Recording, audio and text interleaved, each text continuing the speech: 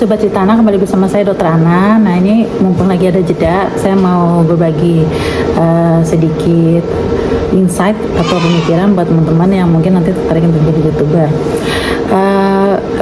Ada beberapa sih yang ada yang mau aku nanya, terus kenapa berapa lama ini kelihatan banget kayak gak masukin konten lagi gitu. Thank you banget sama yang udah perhatian, yang udah DM ke aku, atau yang udah jabri ke aku. Sorry banget karena lagi ada beberapa hal yang memang fokusnya minta waktu banget, jadi membuat aku jadinya harus bagi waktunya lebih sulit selama ini. Tapi nanti aku tetap kok fokus ke konten-konten yang pendidikan. Terus yang kedua juga, kalau kalian nanti tertarik jadi YouTuber atau apa, kalian harus paham bahwa nggak semua orang jadi YouTuber atau nggak semua orang ikut jadi channel YouTube fokus utamanya atau prioritas utamanya dalam monetisasi.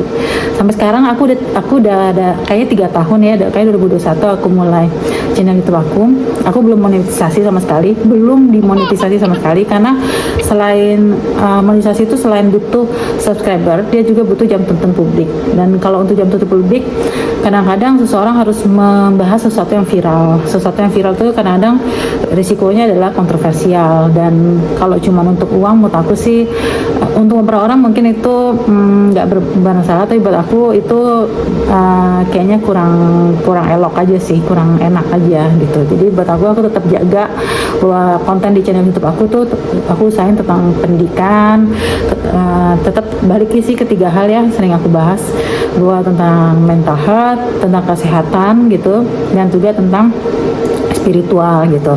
Karena menurut aku hal-hal seperti itu memang mungkin tidak viral, mungkin tidak kontroversial, tapi hal itu jadi hal yang sangat penting juga sih buat kehidupan kita sehari-hari. Karena pada nyataannya mau kamu sehat kayak apa, tapi kalau pemikiran kamu atau pola pikir kamu itu merusak lingkungan kamu, atau kamu sendiri dalam keadaan yang nggak baik, hasilnya juga nggak pernah oke lah, nggak pernah maksimal. Nah, terus kalau misalnya kalian berpikir bahwa dalam konten-konten itu ada beberapa orang kan yang kayaknya simple banget gitu loh untuk ngambil konsep segala macam, ya mungkin beberapa orang idealismenya kan beda-beda gitu.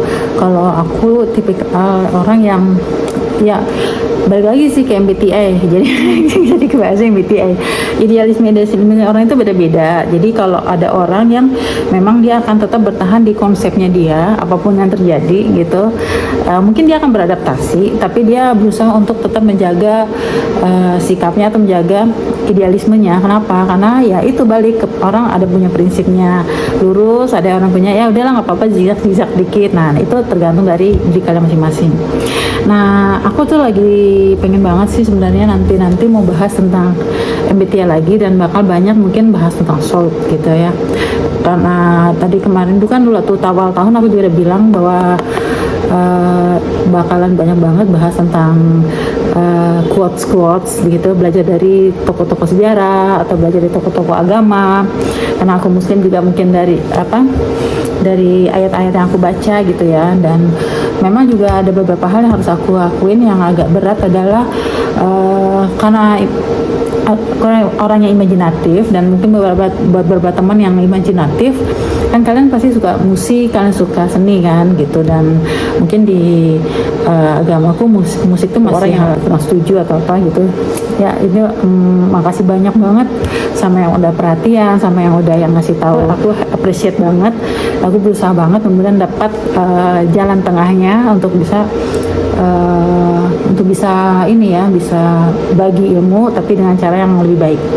Aku senang banget sih diperhatiin kayak gitu. Tentang tipe kepribadian kenapa sih suka banget ya, memang suka, mau gimana dong. Beberapa orang sih kalau nyaranin gitu ya, teman-teman aku yang YouTuber itu kalau bahas tuh pilih yang orang lagi pengen tahu gitu kan. Tapi orang yang lagi pengen tahu tuh kadang-kadang buat aku nggak pengen tahu.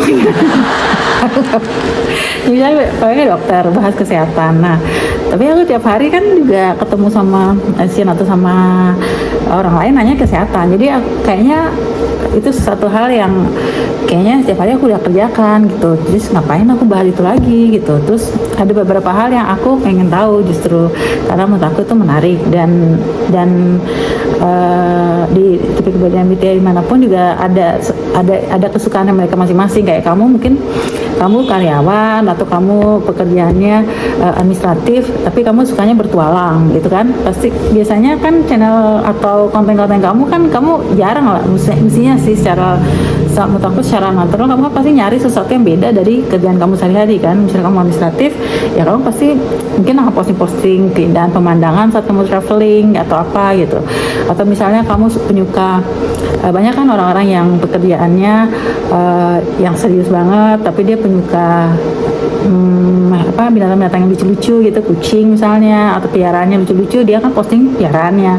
Atau mungkin orang yang hobinya masak, padahal pekerjaan sehari-harinya mungkin bukan sebagai koki atau bukan bekerja sebagai pebisnis kuliner, tapi dia suka posting masalah dunia kuliner gitu.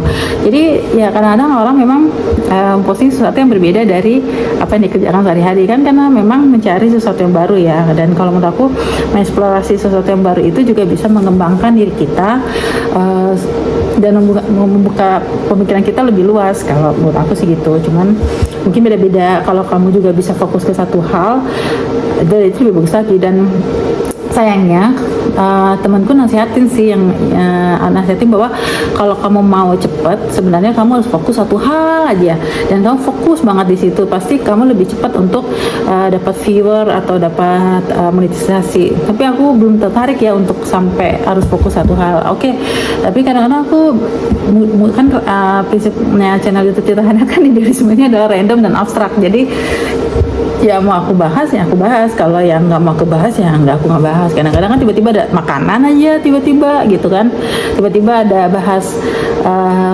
tentang buku, tiba-tiba bahas tentang kesehatan. Nah jadi memang random dan abstrak. Nah itu bakal susah banget sih sebenarnya buat algoritma YouTube. Ya mungkin buat teman-teman yang udah sukses keren banget sih gitu loh, kalian bisa konsisten banget sama satu topik. Kalau aku tipikalnya yang suka bahas banyak hal, tapi nggak banyak banget sih gitu. Dan aku juga ngindarin sesuatu yang menurut aku akan bikin multi persepsi gitu loh. Multi persepsi ya, misalnya kalau topiknya lagi banyak yang bahas nih viral gitu, viral itu kan bisa viralnya jadi negatif, bisa jadi positif. Nah aku tuh nggak mau yang terlalu eksplisit gitu untuk bahas itu. Paling aku bahasnya ya ringan-ringan aja, tapi dengan cara-cara yang unik dan imajinatif ya. Nanti mungkin aku akan bahas juga sih kayak ilmu-ilmu kayak balik lagi sih kayak MBTI. Aku suka banget soalnya dari dulu, udah 15 tahun yang lalu deh SMA. Bayangin deh, kayaknya dari umur 20 tahun aja aku udah baca sih buku-buku psikologi populer kayak gitu-gitu. Terus buku sejarah, nanti aku bahas juga tentang sejarah, buku psikologi populer. Terus ada lah ya, makanya nanti ditunggu aja. Tapi enggak juga sih, pasti ada juga tentang masalah kesehatan yang aku bahas gitu. Kalau masalah kesehatan aku bahas sih mungkin balik lagi ya, mungkin lebih banyak tentang masalah kesehatan bagian kebidanan dan kandungan itu. Jadi ini aku lakuin semuanya sebenarnya sisi positifnya adalah minimal kalau kamu bisa berbagi ilmu, kamu punya platform untuk berbagi ilmu, itu bukan hanya YouTube ya, misalnya di Insta Story, bisa di Reels, bisa juga tulisan-tulisan gitu ya, atau artikel-artikel yang kamu share. Kalau dulu kan nggak ada media seperti ini. Kalau dulu kan biasanya teman-teman nulis jadi kolumnis kan gitu. Kalau paling masih ada zaman yang koran-koran besar itu nggak sih? Aku pernah sampai ngirim-ngirim kayak gitu ya.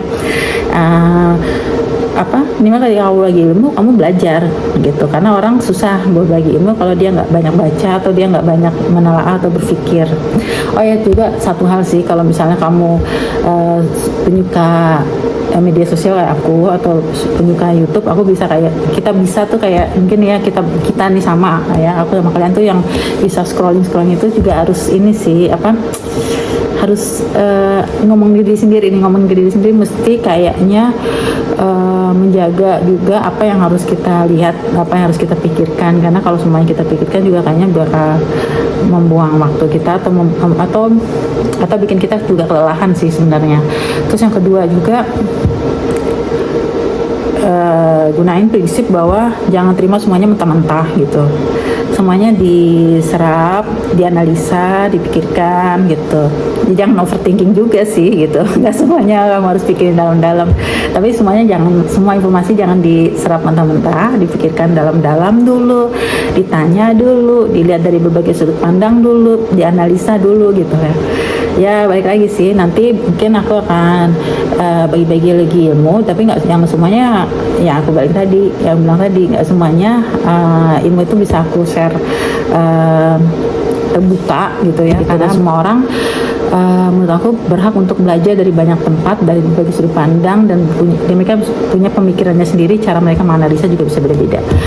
Itu aja, tetap semangat gitu, tetap berbagi hal yang positif dan edukatif di channel YouTube Cerita Anak. See you.